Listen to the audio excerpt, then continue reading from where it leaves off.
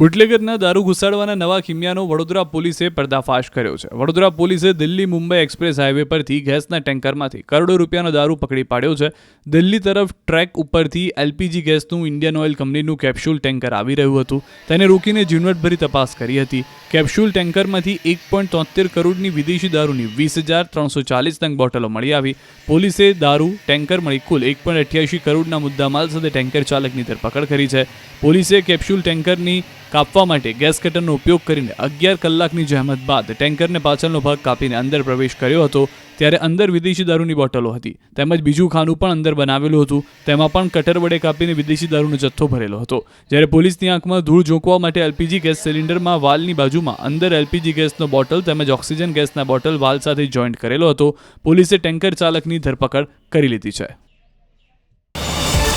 QR code scan કરો અને download કરો ન્યૂઝ 18 એપ. મેળવો ગુજરાત અને દેશ દુનિયાની પળે પળની અપડેટ્સ.